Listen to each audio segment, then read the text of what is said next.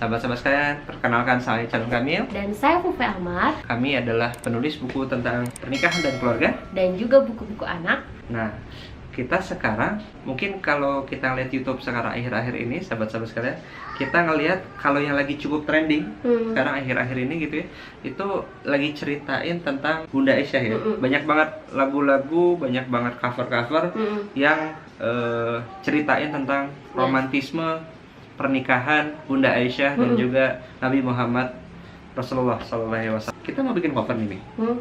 Enggak, kita nggak bakal bikin cover juga gitu lah. Tau lah suara ini pas-pasan. Cuman sahabat-sahabat sekalian, apa sih insight-insight yang bisa kita ambil dari kontroversi? Bukan kontroversinya, ya, kan ada yang lagunya.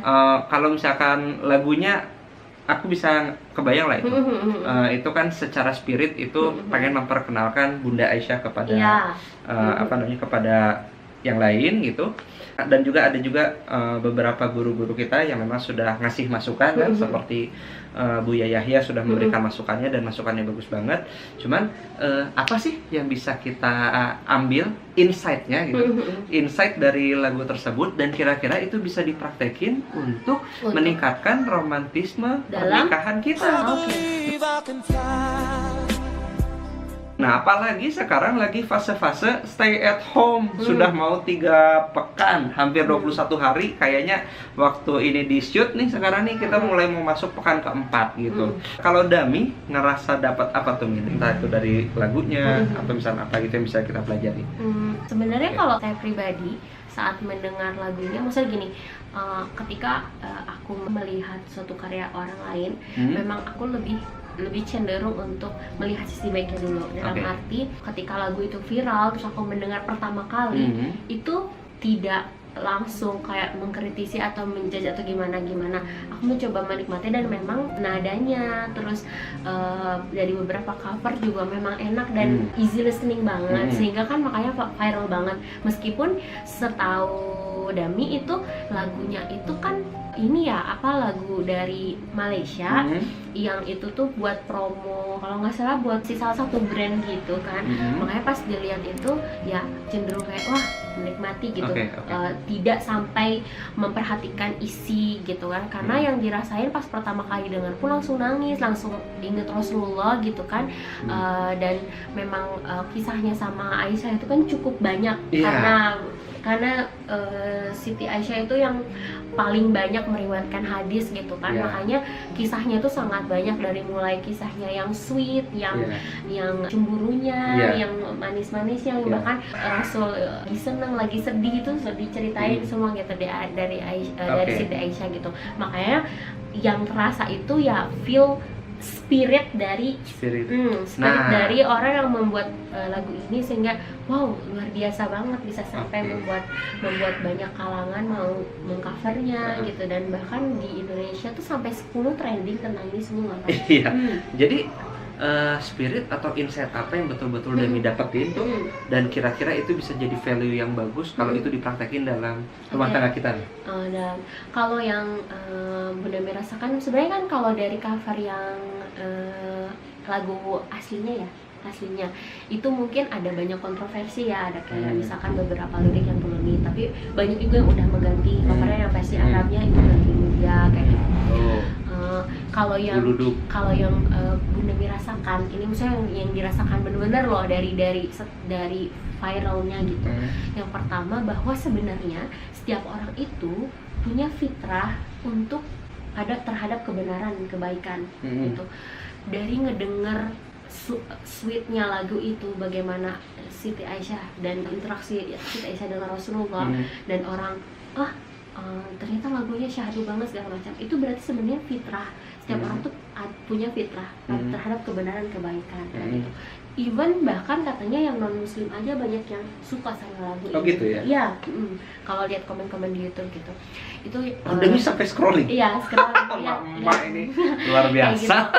Terus yang kedua, betapa efek dari sebuah lagu aja bisa, kalau misalkan kita bisa melihat sisi positifnya, membuat kita merenung bahwa sudah seberapa besar, sudah seberapa banyak kita mengenal Rasulullah, rumah tangga Rasulullah, dan istri-istrinya seperti itu gitu. Jadi spirit itu sebenarnya yang menurut Bunda Mi ada dari viralnya gitu, untuk yang bisa mengambil sisi positifnya ya gitu. Jadi penasaran kan Siti Aisyah itu seperti apa gitu, Rasulullah memperlakukan Siti Aisyah itu seperti apa, dan secara otomatis akan membuat kita jadi mau belajar sirah lagi seperti itu. Gitu. Jadi dari situ hingga akhirnya kita bisa mempelajari gimana sebenarnya rumah tangga Rasulullah dan Aisyah yang bisa kita contoh seperti itu. Kalau Yabi sendiri gimana? Yabi itu cukup dibikin terkagum ya, ketika ternyata kagum, kalau Rasulullah lagi marah tuh cuit hidung, gitu kan? Marahnya tuh kayak gitu. Coba, aku sebagai seseorang yang terbiasa mengkonsultasikan banyak pernikahan gitu ya, mikirin ngerasain banyak kesaksian waktu lagi konsul gitu, istri kalau misalnya suaminya lagi marah kayak gimana tuh, itu tuh kontradiktif banget. Maksudnya how come bisa ya ada sosok suami yang kehel sih gitu kan, kehel kesel gitu kan, kehel itu kesel ya teman-teman. Iya, cuit hidung gitu maksudnya. Maksudnya kan kalau misalkan aku lagi marah aja, David tau lah aku ngapain kan, ngapain diam, kelihatan kan raut muka tuh kayak gimana kan, air mukanya kelihatan. Nah itu tuh luar biasanya Rasulullah kalau misalkan kayak cuit gitu doang kan, berarti raut wajah sekalipun nggak kelihatan kayak gitu. Tapi ya itu dari sisi laki-laki ya. Kalau dari sisi Dami perempuan, itu kan hadis itu keluarnya dari Siti Aisyah ya. Gimana seorang Siti Aisyah tahu kalau itu tuh adalah Nabi ketika marah? ya kan? Maksudnya hadis itu turun dari seorang Siti Aisyah. Berarti kan luar biasa banget, cerdas banget untuk bisa memahami suaminya itu tuh lagi marah gitu kan? Iya kan? Amazing banget. Iya, kalau dari sisi suami mikirnya Rasulullah bisa cuma cerita. Kalau dari sisi saya tuh sampai mikir, how come seorang Siti Aisyah bisa ngerti kalau itu tuh Rasulullah sedang marah kayak gitu. Gitu ya.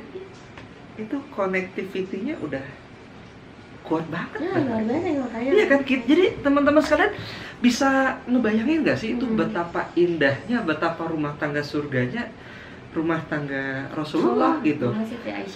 Itu kan baru satu bagian, marah aja cuit hidung maksudnya kayak gitu kan, cuit. Kayak misalkan digambarin sekarang mungkin tuh kesannya tuh kayak kamu nih ya, misalnya kayak gitu kan, kamu nih misalnya kayak gitu kan, gitu. Ya tapi kan gimana? Gitu? Itu tuh iya betul, karena dalam keseharian aja yang dari pengakuan tadi ya, misalnya kayak pengakuan banyak banget misalkan yang marah sama istri dipendam jadinya selingkuh, marah sama istri ada yang sampai lempar piring, main pukul-pukul, KDRT gitu, misalkan, atau minimal kalaupun diem ya raut mukanya kelihatan. Raut mukanya kelihatan banget, maksudnya jadi tidak nyamannya itu kan kelihatan. Tapi betapa itu tuh apa yang bisa dipikirkan sama beliau sehingga beliau bisa sampai seperti itu, sampai sesantun itu sama seorang istri. Dan ini nih pelajaran luar biasa banget buat kita guys, apalagi dalam kondisi sekarang lagi corona misalnya kayak gitu kan, kita pasti stay at home, mungkin bareng-bareng. Kemarin saya diceritain sama salah satu guru saya yang suka baca paper tuh, Nun, baca katanya di Perancis katanya angka KDRT meningkat gara-gara banyak orang pada lockdown, sesama suami istri diam terus-terusan justru malah ya dirasa tidak nyaman atau gimana jadi pada KDRT gitu. Padahal kalau misalkan dibilang masa-masa krisis, pasti Rasulullah juga dalam episode kehidupannya pasti juga pernah tuh merasakan masa-masa krisis. Apalagi rumah tangga dengan Siti Aisyah itu kan, dengan Bunda Aisyah itu sedang masa-masa sulitnya, maksudnya masa sulit juga kan. Ada perang, ada rumahnya sederhana. Kalau tidur dikit aja, berubah posisi tidur aja katanya nyenggol gitu. Apalagi dengan sampai kayak gitu. Kondisi berpoligami juga kan, itu kan jadi konflik lumayan ini tuh, juga. Bagaimana cara memanage hati, bagaimana cara memanage emosi para istri itu. Kalau melihat kayak gitu tuh, Masya Allah, ini Rasulullah ini sungguh leader luar biasa banget. Beliau tuh jadi teladan buat kita bahwa yang namanya laki-laki, yang namanya suami itu juga wajib buat jadi leader di dalam rumah. Tidak cuman buat di kerjaan, betul di kerjaan kelihatan leaders gitu ya, punya banyak bawahan, punya bawah staff. Tapi di rumah juga kita imam, kita suami itu imam, kita tuh adalah leaders. Kita tuh leaders yang mau mendampingi, yang mau mengajak, yang mau menggeret istri sama anak-anak kita kemana. Oh, tergantung leadersnya, visinya kemana. Kalau misalnya visinya ke jannah, yuk digeret bareng-bareng. Itu tuh sesuatu yang luar biasa banget nih. Itu yang jadi yang paling aku pelajarin luar biasa itu adalah bagaimana cara beliau memperlakukan istrinya. Bahkan kan juga memang ada juga yang lari-lari gitu kan. Jadi kalau misalkan kita lihat sekarang nih ya, di masa-masa corona sekarang, banyak suami istri yang saling mencintai tapi tidak sengaja saling menyakiti. Salah satunya adalah diakibatkan karena banyaknya pendaman-pendaman emosi yang mungkin unek-unek yang mungkin sulit tersampaikan. Seolah-olah tuh kayak nggak jadi sahabat karib antara suami dan istri gitu. Padahal itu di lagu itu juga disebutkan tuh, pernah lari-lari gitu kan. Jadi maksudnya apa tuh? Bercanda bareng. Bercanda bareng, sesuatu yang sebetulnya itu bisa menghangatkan hubungan rumah tangga, tapi boleh jadi mungkin jarang untuk dilakukan sama banyak pernikahan dewasa ini gitu. Mungkin nggak tahu kenapa, apakah mungkin suami merasa canggung karena terbiasa kerja di luar gitu kan, dan ketika nyampe rumah pergi keluar tuh bisa sampai macam-macam, sampai ke luar kota, luar negeri, atau misalkan mana gitu ya, ketemu sama berbagai macam orang-orang hebat, dan entah kenapa kok kayaknya jadi lupa untuk menghebatkan orang-orang di dalam rumahnya sendiri gitu. Bercanda, bangun keakraban gitu. Dia bisa bangun keakraban sama klien, tapi nah ini nih PR-nya nih, bangun keakraban sama pasangan, sama istri, sama anak-anak. Salah satunya bisa dilakukan dengan melakukan hal-hal yang sederhana, melakukan hal-hal yang kita anggap justru itu nggak penting. Tapi sebenarnya itu penting, hal-hal yang nggak penting tapi itu penting. Salah satunya adalah bercanda, lari-lari bareng, jogging bareng, gitu kayaknya gitu ya. Olahraga yang paling aku tidak suka adalah lari. Lari. Aku lebih baik ngedance sampai 1 jam dibanding gitu lari. ya. Ya tapi maksudnya ada aktivitas bersama yang bahkan hahaha bareng, seseruan bareng gitu. Nah itu juga ditunjukkan juga di situ, yang mana itu juga bisa jadi pelajaran juga buat kita, dan itu yang aku dapetin itu. Jadi satu, bagaimana beliau Nabi Muhammad memperlakukan istrinya, memperlakukan Siti Aisyah seperti apa, dan yang kedua adalah bagaimana beliau di tengah kesibukannya sebagai pemimpin negara. Wah itu luar biasa tuh, pasti kebayang tuh riwahnya.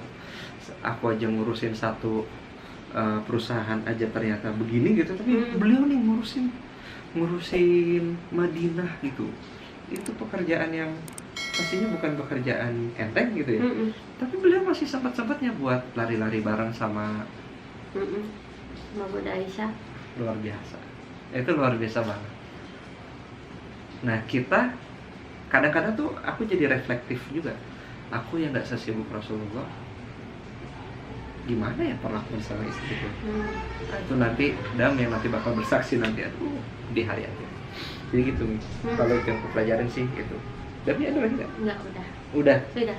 Nah jadi semoga kalaupun misalkan kita terlepas dari kontroversi lagu tadi ya, Bunda Aisyah tadi, setidaknya kita bisa mendapatkan pembelajaran.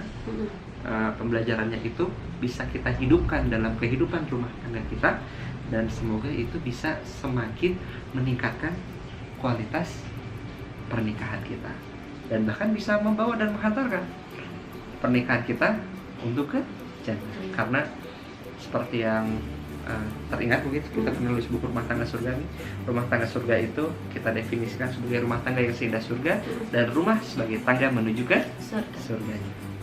Semoga bermanfaat sahabat-sahabat sekalian. Kita ketemu lagi di next vlog. Wassalamualaikum warahmatullahi wabarakatuh.